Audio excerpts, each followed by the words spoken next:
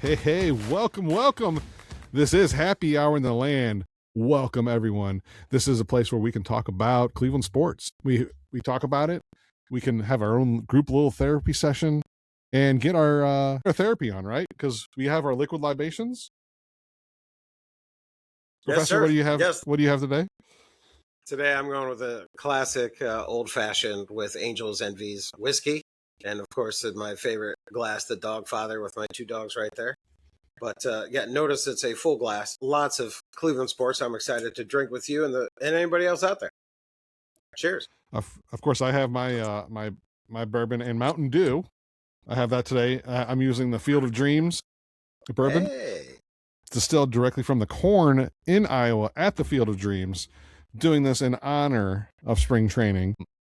I just thought it'd be a good day to break it out. And, someone told me that Mountain Dew was made specifically as a mixer for bourbon whiskey. So I thought, why not? I'll give it a shot. I've never tried it before. So give it a shot right now.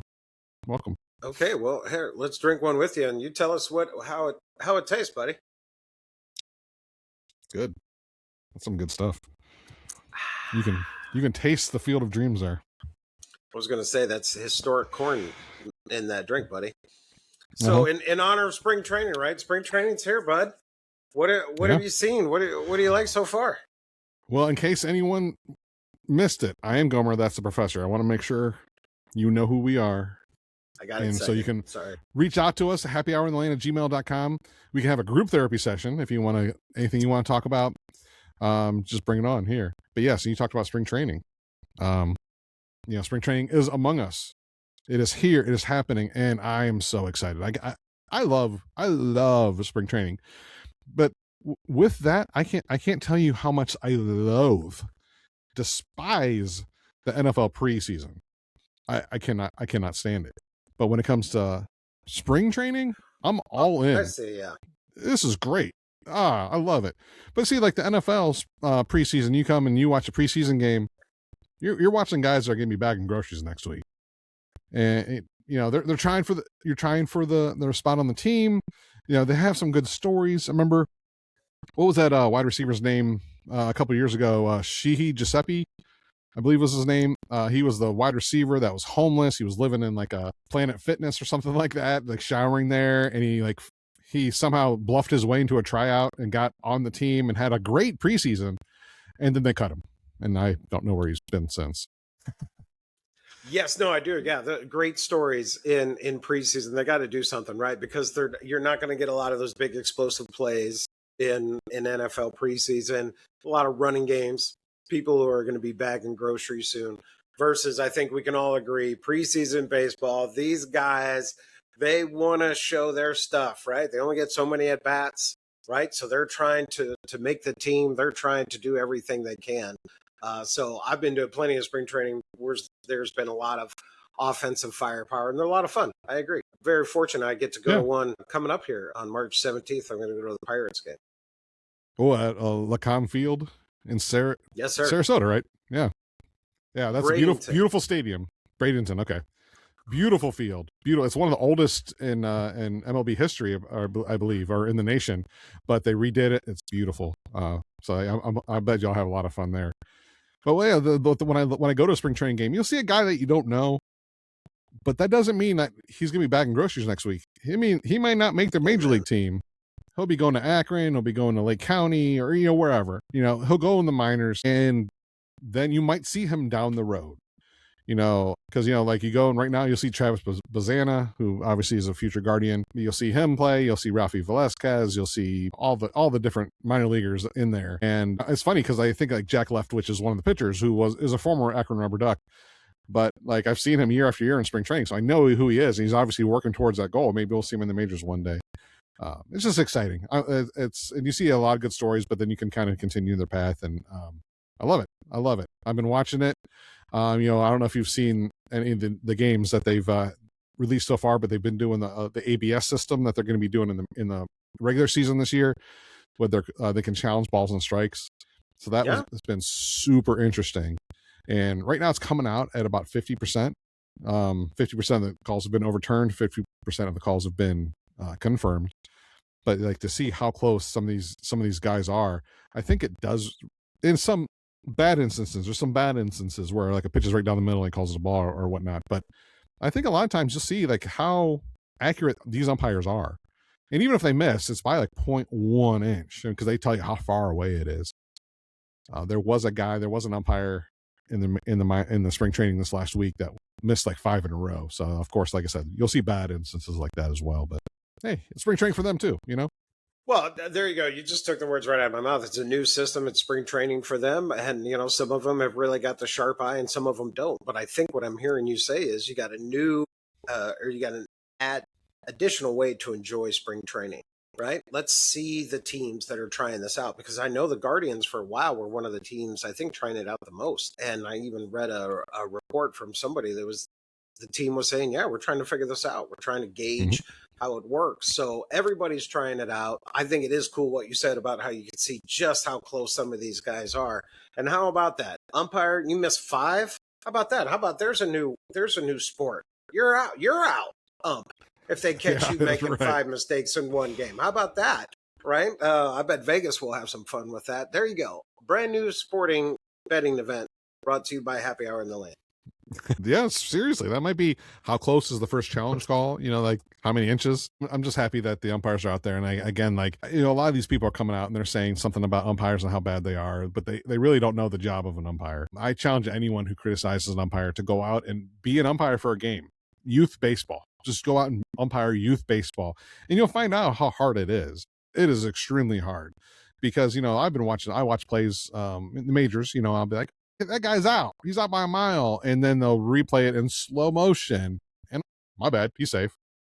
But then you go on to the field I've done a few games this last year in youth baseball. I umpired a few games. And I tell you, man, my vision just shifted on that. I'm like, okay, umpires have it tough. This is tough. And, I called a guy out at first and it was funny. The whole first base line, like got up and, and I couldn't help but laugh. It something that might crush a young kid, but that made me laugh because I just thought it was hysterical. I felt bad because of the optics of people see me laughing at it, but like I said, go umpire a game, you'll find out how hard it is. Well, I was just going to say I don't have your personal experience doing it, but as you're talking about best umpire moments, I'm not going to lie. I just saw again for I don't know how much time, but the original Naked Gun. Right, when Leslie Nielsen's out there as the umpire and he's frisking them all, right? And he's getting all excited about strike 3, and he even does the move. So I couldn't help but think about that while you were talking about umpires and having entertaining. That's Enrico Palazzo. Enrico Palazzo, absolutely. We were talking about best baseball movies the other day, and that was one. I was like, well, what about Naked Gun, right? The third act. There's some baseball. Reggie Jackson plays a big part in it. Yeah, absolutely. Well, speaking of baseball though, right? And the Guardians baseball. I know we're still kind of early in spring training, and our new guy is 5 for 10 in the minor leagues. Yeah, Reese. But who do you like, man? Is there anybody that you're liking so far? Looks good so far. Yeah, well, Reese is not doing so well. He's 1 for 10 with 5 strikeouts. Oh, 1 for 10. Yeah, not doing so well. But it's early. I'm not gonna just warming up. I'm not gonna start digging dirt on him at this point. There's a lot of good things going on, and the big thing, the 2 big players that I want to highlight is Daniel Espino. Was one of our high draft picks a few years ago. He's been hurt. I mean, he had a high ceiling back then, but he's been hurt, and I think since November 2023 or something like that he's been out. Maybe even before that, I don't remember, but he's been out for a while. Let's just put it that way. And we haven't really seen a lot of him, and it's been sad because he did so well up until when he started getting hurt. But he came back and he pitched an inning this last week, and he threw to 3 batters. He topped out at 98 miles per hour, which I'm so excited about because you've seen some of these other players that come back from injuries, like Tristan McKenzie. I know a lot of people don't know Brady Aiken, but he was a draft pick of ours a few years ago. But they came back and their velocity dipped, and it wasn't the same, and they were never the same pitcher. So to see him come out, top out at 98, I'm very excited about it, and I think that maybe if these injuries didn't mess him up, maybe he will be a big part of the Guardians' future. So I think that's a name to keep an eye on, especially. He might come to Akron. I don't know. He might go to Columbus too. I don't know. That's definitely one. Another player to keep an eye on, which I think this is funny because we talked about Rhys Hoskins, how he's 1 for 10 with 5 strikeouts so far. One of the players that you really need to keep an eye on and who has had a breakout spring is Ralphie Velasquez. I've heard him come along. I've heard his name kind of mentioned coming up in the spring training, but he's been having a great spring training. Now, a lot of people are attributing his swing to Victor Martinez. He's just a pure hitter. And he's one of those guys that really keep an eye on, and that he could debut this year with the Guardians. But right, we have Manzardo at first. We just signed Rhys. There you go. We have CJ Kayfus. I think there was a fourth one. David Fry could play first base as well. So there's 4 people that kind of could play first base. So his opportunities may be limited. So they may call him up later in the year. But just keep an eye on him, especially if there's injuries occur. He might be a guy that gets called up later in the season. They also have him listed as an outfielder. So I was just thinking about, depth, right? Maybe you could bring him in for his bat, right? Ease him in until maybe later for the rest of the half of the season in case anybody's hurt, or hopefully he's hot by then. But I'm glad that you mentioned him. I think I've seen his name or heard his name rising in the ranks as well. Be exciting to see how they put him in. Yeah, I'm excited about him because I watched him a little bit in Akron. Didn't know much about him at the time, but I'm really happy to hear him. The good things that kind of come across now. Another guy too, Petey Halpin. He came through Akron. I got to watch him play. Got to hear him talk. A funny guy, great personality. I'm not attributing his play to Pete Alonso, but kind of reminds me of him a little bit. And so it'll be kind of good to see if he can kind of get through Columbus this year and see if he can kind of make the burst over to the majors. And what position does he play? He's outfield. He's outfield. Okay. He's outfield. He's fast too. He's fast, so he's got that kind of going for him. Of course, people talk about Chase DeLauder. I think he has a chance to make the major league roster. I mean, he made his debut. We were at his debut in the playoffs this last year, but he officially doesn't have any MLB service time because he debuted in the playoffs. So it'll be interesting to kind of see if he makes the roster coming out of spring training. And one last player we mentioned in the Athletic was Khalil Watson. He's been in the minors for quite a minute. He was a former first-round draft pick, but he's kind of been slowly coming along through AA, through AAA. So he's having a good spring as well. Kind of just interested to see again how he can impact the major league roster, or he might be a good trade bait too, because we have a lot of outfielders.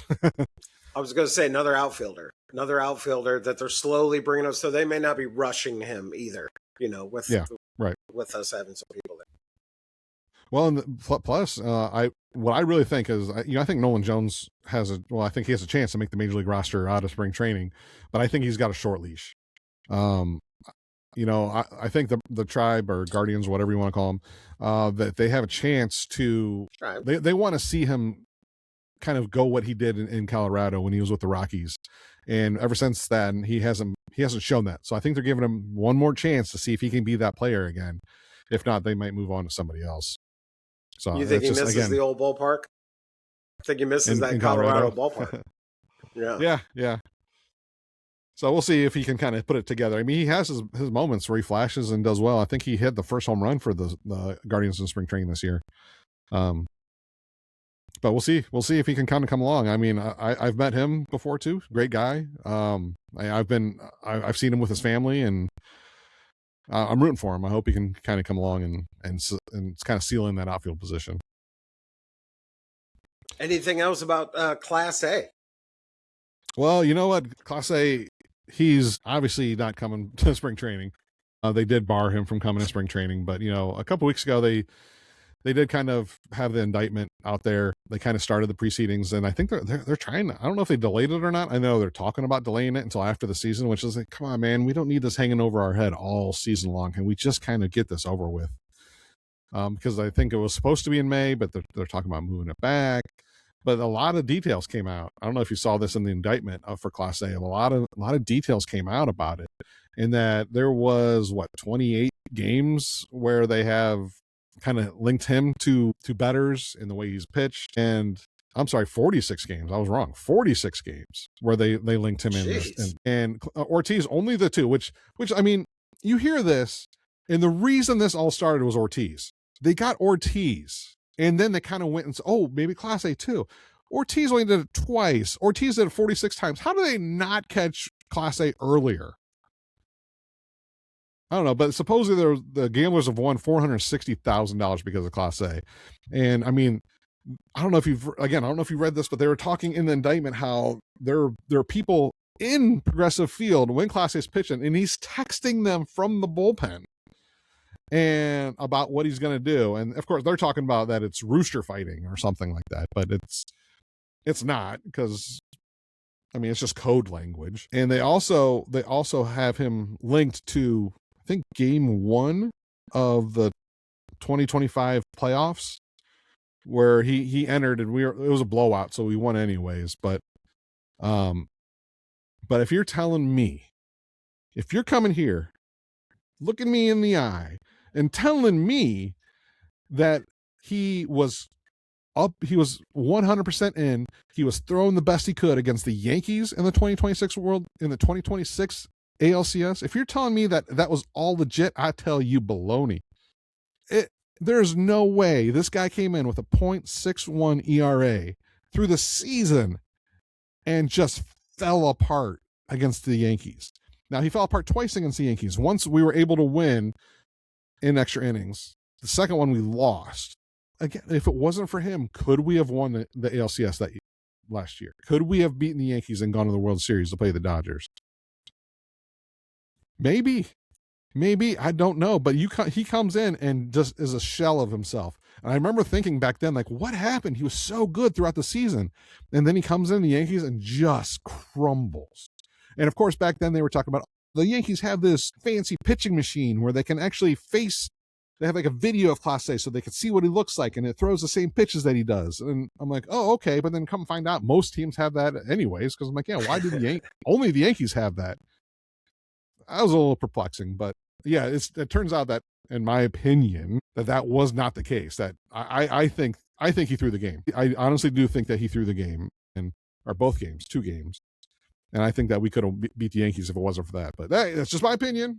No facts, just my opinion. I could be wrong. It was a heck of a drop-off. It was a heck of a drop-off. So nobody can blame you if you want to believe that, Mob or any of these guys, right, kind of got involved. But I remember that dropping off a cliff. I was like, was he hurt? Did he, he's not telling people something? I don't know. But I was at one of those games too. Yeah, he won't be there for spring training.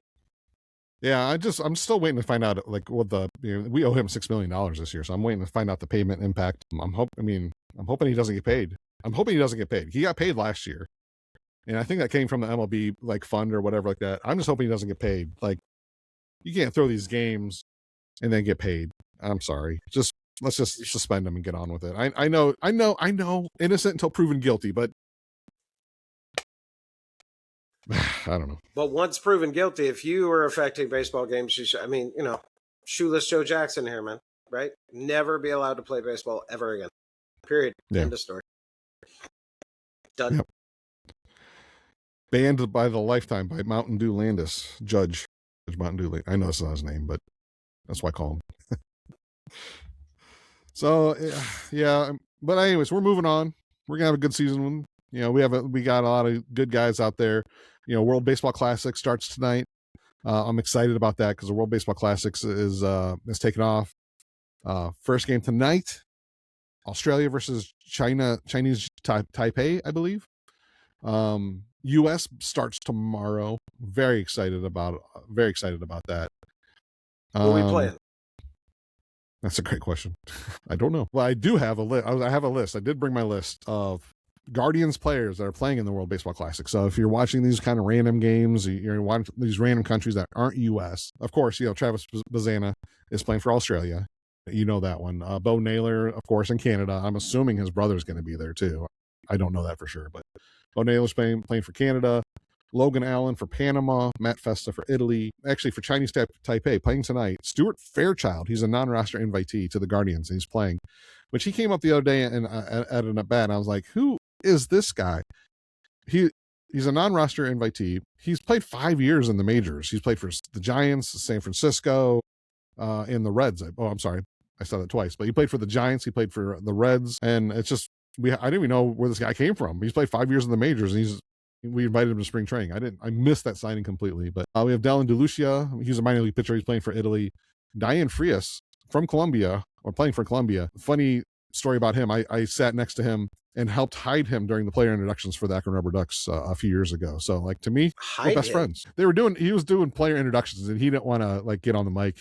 His English wasn't that great, so I helped hide him. But great guy, because we joked about it later. But we're best friends now because of that. So I don't care what he says. We're best friends. Excellent. Sandy Alomar, of course, going to Puerto Rico as a coach. And Robles Odor, who's our third base coach, a former Rubber Ducks. He's coaching in Venezuela. So just keep an eye out for those guys during the World Baseball Classic so they can get their work. And I had a buddy who was actually out in spring training this week and somehow got word about the U.S. spring training, if you will. And he went out there and he has all these pictures of all these just all-star players, practicing. It's amazing. I wish I was out there. Really wish I was out there, but I'm here. So soon, my friend. Soon. Yeah. I'm excited about the World Baseball Classic because, was it 4 years ago when they did this last? It was great. So exciting. I was very excited about this year because the last time we did it, we came so close. I think we were in the championship game against Japan, and that's right. It ended with Trout versus Ohtani in the finals. But I was really excited about it because we had a lot of great bats, but not a lot of great pitchers came along. But now we have Tarek Skubal pitching for us, but he's only pitching one start, and then he's leaving. And then, of course, we have Paul Skeens for the Pirates. He's going to come out and pitch a couple games for us as well. So I'm hoping that we have the pitching depth to kind of take it all this year. I mean, USA, we just won the gold medal in U.S. men's hockey and men's and women's hockey. So, hey, we got to take it in baseball now. We got to show the world who we are. Nationalism through sports. USA dominates. I love it. Yeah, and if you want a good USA T-shirt, go to unitedboulevard.com and enter this code right here. You get 15% off any T-shirt. They have a nice USA T-shirt. They have some good. They have a good Buckeyes shirt that I was wearing last week. A lot of good hand-drawn, designed T-shirts. So go there and get your USA T-shirt today. Well, Gomes, that was some good baseball. Good baseball talk. But before we take our break, man, real quick, because we haven't talked about it so far, right? With the Cavs, Harden, doing pretty okay, right? 2 nights ago or 3 nights ago against the Nets, I think he had over 20 points, 22 points, 18 points last night against the Pistons. How do you feel about Harden? Do you like how everybody's meshing together? Yeah, so far I'm loving it. We obviously talked about it when the trade first happened, and that we weren't overly excited because of the bad things that can come with it. But I think overall, it's working, right? Ever since Harden came, I think we've only lost, well, I should say games that he's played, right? We've only lost like 1 or 2 games where he's played. Man, I don't know. I watched the game the other day, the Pistons game, where we had a nice commanding lead in the fourth quarter without Donovan Mitchell, without Harden, and they literally fell apart and lost the game. And it was just, oh my gosh, it was heartbreaking because it was a win that we should have had. We should have beat the Pistons, and I love when we beat the Pistons. It kind of reminiscent of what we did against the Celtics last year, right? We kind of played them without our star players, and it was really close. And I'm hoping that we can kind of, next time we have our stars, we play the Pistons, that we can take them down is what I'm really hoping for. And that kind of gives me hope. It was heartbreaking, but it gives me hope that we can beat them the next time when we play them full strength. And I'm hoping Harden's full strength. He's got that little fracture in his finger, and that's why he was sitting there in the Pistons game. But I'm hoping that he can kind of play through that. I heard he's going to play through it, but I hope he can play well. No, absolutely. Better to do it now, right, during the season than in the playoffs, right? Build through adversity. I like it. Yeah, Jared Allen, I mean, ever since, and actually a little bit before the trade, but he's kind of come out of his shell, and he's been playing lights out. So I'm hoping that he can kind of continue what he's been doing. But I love what they did with the trades. I love how we mix up the chemistry. I was worried about that because we had such good chemistry, but they mixed up the chemistry. It's working. Now I'm hoping we have now the combination for the playoffs that to kind of get us very far. All the way, honestly, is what I'm hoping for, but not just very far, but that's Cleveland's motto, right? There's always next year. I'm hoping it's this year. Let's make it this year, Cleveland. This year. That's right, buddy. Let's go. All right. What do you say? We take a break. Gomes glass has still got plenty, but I'm ready for a refill. What do you say? Go take a break, and then we'll come back and talk some more Cleveland sports. Yeah, we'll be right back. This is Happy Hour in the Land. I'm Gomer. That's the professor. We'll be right back.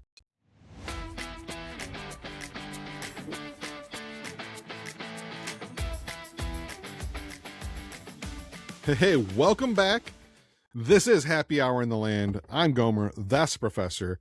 Thank you for joining us again. This is a place where Northeast Ohio sports fans can come out. We can talk, commiserate. We can have our own little therapy session with liquid libations. Cheers to you for coming out and hanging out with us. I really appreciate it. But we've talked a lot so far. We've talked about the Tribe. We talked about the Cavs. Now it's time to touch on the Browns, right? Because the Browns, we're in the best season for the Browns, right? We're in the best season because during this season, the Browns are always Super Bowl contenders. Maybe not during the regular season, but during this season, the off season, we're always Super Bowl contenders. And we're going to talk about what we can do to get to that elusive Super Bowl. This is the most optimistic time to be a Browns fan because not only are we all 0-0, but everybody, and no matter every team, every fan is saying, hey, my team's about to get better. Even if the trade or the pick turns out to be disastrous at this time, everybody sees hope. Everybody sees great moves being made. And not only in Cleveland should we be thinking about that now, but also looking back just 1 year. Again, a phenomenal draft. I know Barry gets a lot of flack about some of the picks before, but he really knocked it out of the park. If he can do it again this year, would be amazing. But I think I'm getting ahead of myself going because we made the Browns made a big trade for a right tackle from Texas, Titus Howard. 3 years, $63 million contract, but he is a veteran. He is a left tackle, or I'm sorry, I apologize, a right tackle. And of course, we need everybody. But he has played more than right tackle, right? Houston had him playing over at left guard. So he definitely seems to be versatile. And since we need to fill every hole, it seems like a pretty good start to me to fix the Browns. What do you think? Yeah, he started every game for the last 2 years for the Texans at right tackle and has not a lot of sacks. So I think that's tremendous for a 5th round pick. Yeah, that's tremendous pickup that we can get for him. And, I'm a little worried about I think $20 million a year that we're going to be paying him with our tight salary cap that we have this year. I do expect to see some moves that kind of free that up. Because we got to make some more moves, right? We have 4 other positions maybe 3 to 4 other positions on the offensive line that we have to fill. But I think it's a great pickup. I'm excited that we've already filled one of our positions. Now we got to go for the rest of the line. It's a great start, but we got more places to go. But you can only get them in trade or free agency or the draft. And here's trade, right? Yep. And there's check. So if Barry can do that again for each of the 2 categories, free agency, check, draft, check, that'll be 3 out of 5. Maybe we can get 2 in the draft. Doesn't have to be in the first round, right? But if he can do a free agent on top of this, and there's a couple choices out there, right? You got Walker from Green Bay, and of course, Lindenbaum from Baltimore are 2 of the big names out there. Which one do you like and why? I like the guy from Green Bay. I think he's a good fit. I would like to see them go after him. I think the guy from Baltimore, Tyler Lindenbaum, will be tough just because Baltimore offered him a sizable contract to go back there. So I think with our limited cap, I think it's going to be tough to do. But I'm hoping that they can kind of go after this Green Bay guy, and I think that's a possibility. Well, you just hit the main nail on the head. Why the concern for Lindenbaum, which again, a great center. But when you talk about Walker from Green Bay, right, that was a 7th round draft pick who played well for his pick. But the Browns are far from the only team that needs a left tackle. And what I'm afraid for is that Walker will turn into a bidding war. Right, just because he is a left tackle, just because that is a premier spot. So don't get me wrong, though, Barry, please get Walker if you can, and we'll check another box. But I do like the idea of Lindenbaum, not only because 3-time Pro Bowler, but he's only 26 years old. Not only that, but let's add on the Monken connection, and he brought over Baltimore's offensive line, so is our new offensive lineman, right? So there's another connection, and I'm going to put a cherry on top with Lindenbaum was the center for Lamar Jackson, right, for the last few years. Wouldn't that be a great asset for Shedeur Sanders, right, to have that kind of somebody to lean on, right, a center, a veteran, but still young, right? Sign him while he's still 26, draft a guard or two in the draft, and you got Howard as a right tackle. And, boss, there you go. You got 4 out of 5 right there. Yeah.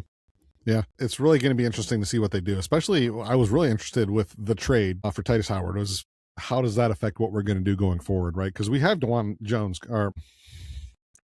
Jones from Ohio State, that big mountain of a man, and he plays good when he can stay healthy. But that's just the first asset is being available, and I think he's gotten hurt each of the last few years. So can he stay healthy? Yeah. So we have DeJuan Jones. I think he was slated in at right tackle, and maybe he moves over to left tackle. Obviously with this Titus Howard as well too. I know a lot of the drafts have been kind of looking at Francis Mauigoa or Spencer Fano at our first pick at number 6 but they're both right tackles as well. They can move around. I think one of the guys can play right guard or whatnot. But I'm until we can kind of settle that left side of the line, I'm nervous because one thing I heard about the draft, I heard there's not really like a top 5 lineman in this draft, and that we're going to have to kind of make do with what we have. And a little disappointing from that aspect, but that we have such a good pick and nobody out there to pick. But I think they'll do well. I mean, there's a couple picks out there, like I said, Spencer Fano. There's this Jennings Dunker from Iowa, Chase Basontis from Texas A&M, and Monroe Freeling from Georgia. And we were talking kind of about Monroe Freeling, how this guy he's just raw, right? He's got the length, he's got the tight end speed. Yeah. He needs some Monroe development. Freeling from Georgia, left tackle, right? 6'7", 315 pounds. He's the best left tackle. And I think that's what you, if you don't mind, I polish what you were saying. There are top 5 linemen, but they are right side of the line. And we all know that left tackle has traditionally been, the premier position on the line. But, nowadays football, they're moving people around the line all the time. Think about Myles Garrett. Does not always line up on the left end or the right end. They move him around. And so right tackle is becoming about as valuable as left tackle. So if Howard's got to stay at right tackle, that's great.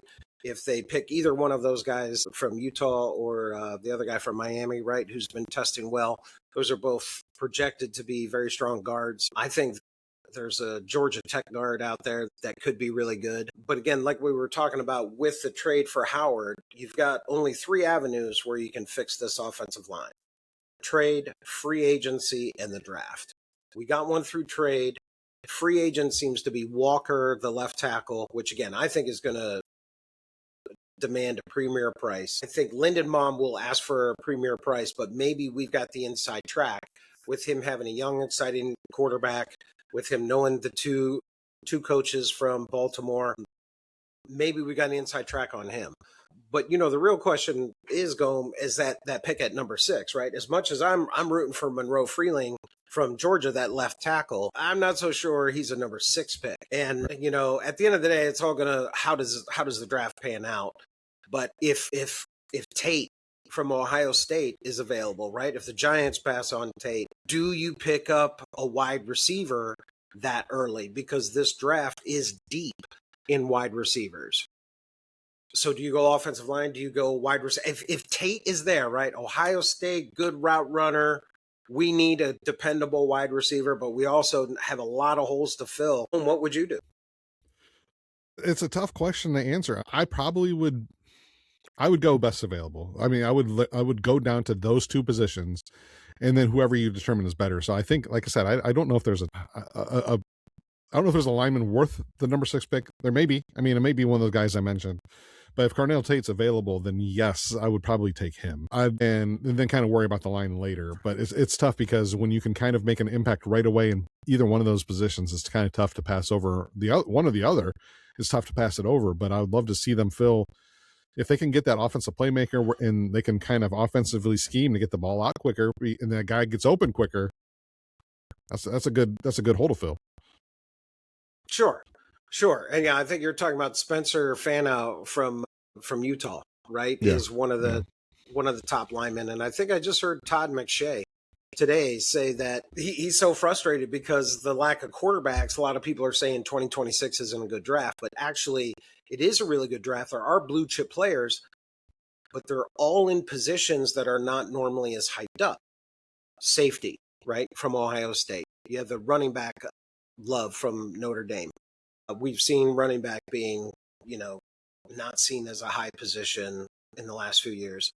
And two guards, right? Fano from Utah and the monster from Miami, both guards, and people just don't think that. So I think there are blue chip players right around that the Browns can get, or 5 or 6, but it's a tough call because there's so many wide receivers, right? So many wide receivers, and there are many offensive linemen, but we're not the only team that needs offensive linemen, and we need a lot of them.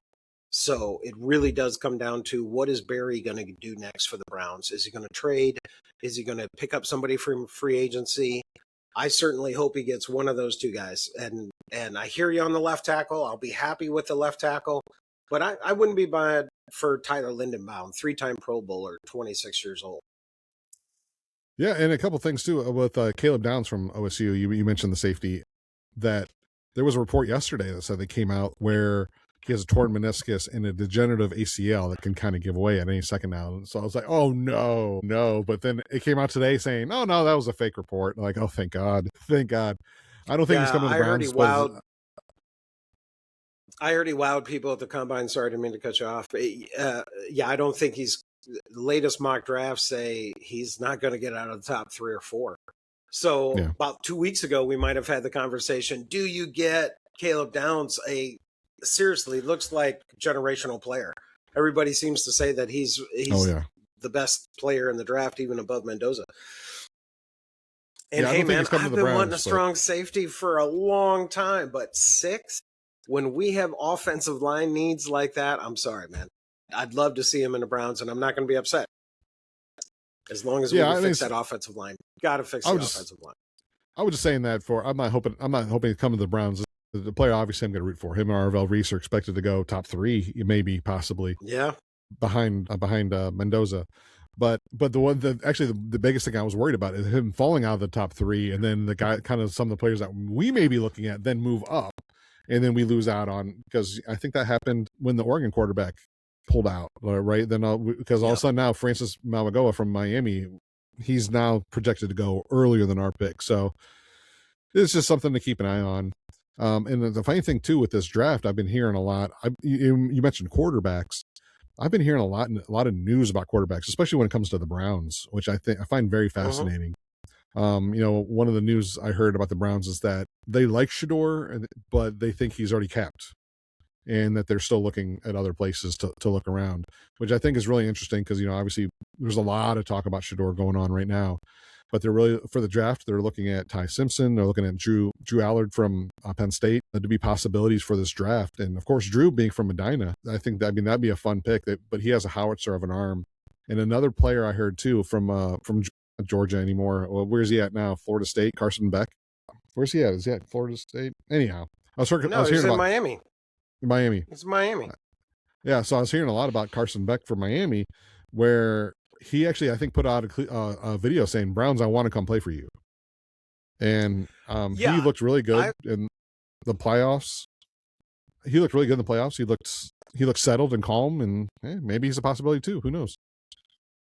Sure. I think it's pretty clear that the Browns will draft a quarterback this year. I don't think it'll be Ty Simpson because he'll be gone in the first round. But with Monken coming in, and look at his quarterback room, right? He's got supposedly a healthy Deshaun Watson and Shador Sanders, who played 7 games, right? So right there, you've got more experience than any quarterback that you're going to take in the 4th, 5th, or higher rounds. And I think the Browns, that's what they're looking for.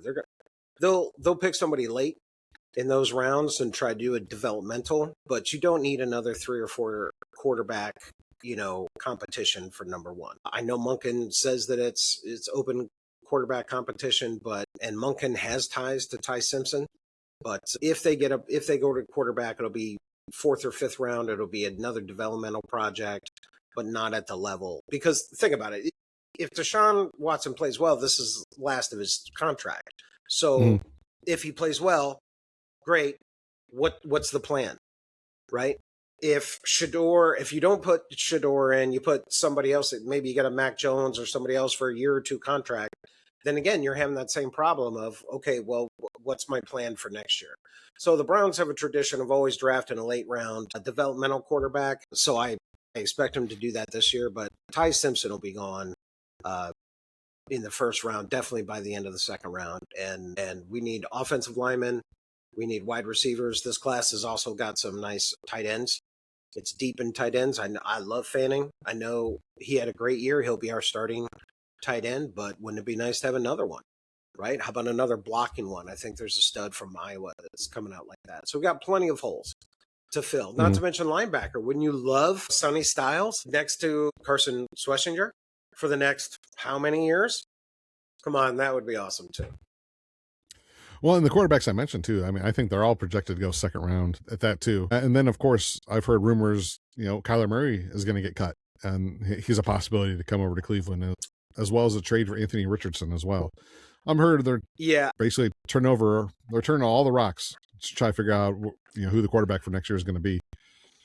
Yeah, I don't believe all those stories. I think a lot of those stories are smoke and mirror, right? Why would you want Anthony Richardson, right? What has he got that you don't have in Shador Sanderson? Same thing with Malik Willis. And Malik Willis from Green Bay is going to ask for more money, right? And you have Shador on a rookie contract, and you're kind of this contract hell with the Deshaun Watson trade. So trading for Richardson when you have Shador, paying Malik Wilson when you're already paying Deshaun Watson, just doesn't make any sense to me. I think it's more the national media going, hey, who needs a quarterback, and we'll take a flyer on almost anybody, Cleveland.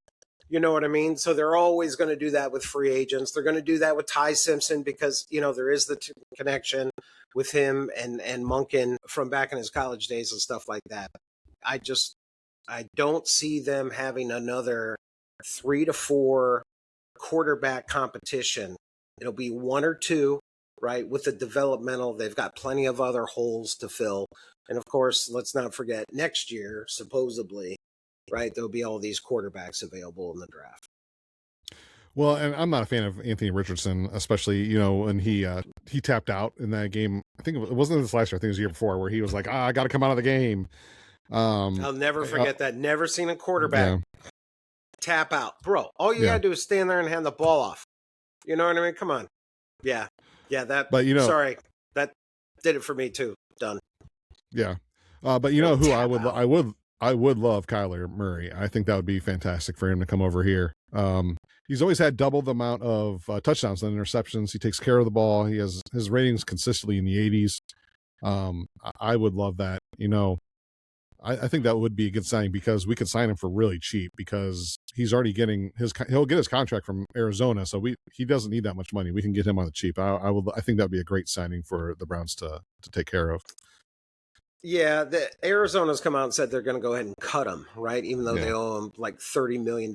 So that right there kind of I know everybody does well on a fresh start, and I believe that that's going to be the case for Kyler Murray. But first of all, I don't think he's going to be really that interested to come to Cleveland, right? Minnesota seems to work out a little bit more perfect for him. And I think there's one other spot out there that he may be a little bit more interested in going. If you do Kyler Murray, right, then my question again goes back to, is that next year as well? There's a reason Arizona is getting rid of him for $30 million. He may need a Sam Darnold year, or 2, where he goes behind, a starting quarterback, McVay, right? What if he can go out to sit and learn from McVay, as Malik Willis did, and had a great, couple of games out there. And now God knows what he's going to get in his contract. So I hear you on Murray. Here's the thing. Murray, in my opinion, is a mediocre quarterback, which compared to what we had last year is head and shoulders above what we had last year. So I would be happy with a mediocre quarterback, but I wouldn't be that crazy about about Kyler Murray. If they can get him and they can turn him around, great. But there's something, I don't know, something just doesn't smell right. Maybe he just needs a year or two to polish. Like I said, we've seen it before with Sam Darnold and some of these other, Baker Mayfield, right? Found his way down to Tampa and is doing real well down there, and more power to you, buddy. But I don't know. You're letting him go. And what I think the Cardinals, their backup quarterback is Jacoby Brissett, right? Guy who helped Baker start. So what, they're letting go of Kyler Murphy for Brissett? What am I missing, buddy? He's definitely an upgrade over what we had last year. There's no question about it. I got a little bit too many questions. And doesn't Monken have enough toys to play with in the quarterback room right now? Especially if they get another developmental quarterback. But hey, if Murray wants to come here, more power to you. But again, I've heard him linked to Minnesota, right? Because J.J. McCarthy from that school up north, what a surprise, right? The quarterback from that school up north, not named Tom Brady, is struggling in the NFL. And I'm really just busting his chops. He got hurt last year, and the system seems to be a little different. I think Kyler Murray would be more a system. Kyler Murray definitely would fit in our system more than Dylan Gabriel, right? Because Monken has said that he likes mobile quarterbacks. And I think that's why Monken is going to be intrigued with Shador and Deshaun Watson. Those are two mobile quarterbacks, right? If he can make it work for a year or two, give Shador some more time to develop and some more time with that offensive line. Judkins come back. How about this? Let's throw a total curveball? What if Love, the running back from Notre Dame, is available at 6? And everybody thinks Kansas City is going to get him at 9 if New Orleans doesn't get him at 8. What if the Browns do some wheeling and dealing with Cincinnati that sits at 10? Or, Dallas has got 2 picks in this year's first round draft. What if we switch with Dallas? Hey, you get Love or Downs or whoever you want, Dallas, and we'll be able to get a wide receiver and Monroe Freeling, that left tackle, in the first round. And then, boom, we're starting the second round with a stud wide receiver and a stud lineman going into the second round. Now, what do you want to play with? You want another offensive lineman? You want another tight end? I'm telling you, tight ends, wide receivers are deep. Look for multiple picks on them, my friend. Yeah, I wouldn't mind if we traded back, I think, and get some more picks. I would like that a lot. Especially, like I said, I don't think there's a lineman that deserves to go top 5. So if we can still kind of get the guy that we want and trade back a little bit, get some more picks, I would love that. I think that'd be great for sure. But you know, Lindenbaum, just to look. I'm sorry. I was just going to throw in. You were talking about the cost of Lindenbaum. The highest paid center right now is from Kansas City. He gets $18 million a year. And with that quote, as you said, from Baltimore saying they added him a substantial offer, you got to figure it's in the 20 millions. So again, what we were talking about before, Lindenbaum would be expensive. Walker's going to be expensive. But don't forget what we just paid Howard. Howard, 3 years, $63 million. That's about $20 million a year. Is that maybe the new average for your offensive lineman? Yeah, I kind of wonder about that. If that's just the average, that's a good possibility. We just did cut Cornelius Lucas to kind of free up some money from our offensive line. I've kind of worried. I've heard Denzel Ward as a potential cap casualty. I really hope they don't do that. I hope they keep him as long as they can. But it happens sometimes when you see that. That is player. preposterous. That's yeah. I've heard his name tied to restructuring them. Restructuring Ward's that's what I hear a lot. But he's not going anywhere. No. If they trade him, their entire secondary falls apart, right? And he's already kind of got a lot of concussions. To be honest with you, that always makes me think of, this year there's some decent cornerbacks that'll be available, especially around that number 24 as well. So I started brainstorming one day. I was like, what if the Browns got a stud linebacker next to Schlesinger? What if the Browns got a stud corner, opposite of Denzel? You know what I mean? Because again, weren't we doing that with Downs, the safety, right? Wouldn't it be cool to have Downs back there with Delpit? Oh man, I feel like we're, one piece away from having this absolute complete defense, but our offense has been so terrible, and they have not addressed it. I'm sorry, man. You got to hit on these picks. And you got 3 picks in the first 39. It should be 3 starters. Mm-hmm. Give me one wide receiver and 2 offensive linemen, plus this Howard guy. Go give me Lindenbaum. You got 4 out of 5 offensive. Because then Howard, the big guy from Ohio State, is your left tackle, right? And there, boom, you got it. You're going into the rest of the draft with having that taken care of. So there you go. Give me the GM money. I'm ready to accept. Education doesn't pay as much as you think, folks. So I'm ready for the GM cap. Goma, I'm happy to split it with you if you'll come with me. I'm in. Excellent. And the NFL draft is next month, April 24th through the 26th, and we are now currently in March. So we're getting through it. We're getting through the winter. We're getting signs of spring just keep popping up. Andrew Berry's got a lot to do in the next, a month and a half to find out how the free draft agency starts in a week, I think. Free agency starts March 11th. Yeah. So I'm guessing there's another one of our pillars, right, to fill some holes. Sorry. And I'm guessing we'll talk about it again at some point because, hey, we got to solve the problems. We got to solve the problems as they come, Absolutely. We're going to earn that GM hat and show you guys that we earn it so that we'll keep Cleveland sports relative no matter what. Yep, absolutely. Absolutely. Well, I think, Professor, do you have any final words for us today? No, it's just been, it's good to see you. Sorry we had that time off, but hey, baseball's back. We're still talking football and Harden. Dude, I agree with you, man. This may work out. I'm intrigued. It's looking good. So yeah, cheers. We're in the 3, or we're in the, we could get easily 3 position. Hopefully they keep moving up. And hopefully we do something in the playoffs for the Cavs. But I think that'll do it for us. This is Happy Hour in the Land. I'm Gomer. That's the Professor. Thank you for joining us. Cheers to you for joining us. And we will see you guys next time. See ya.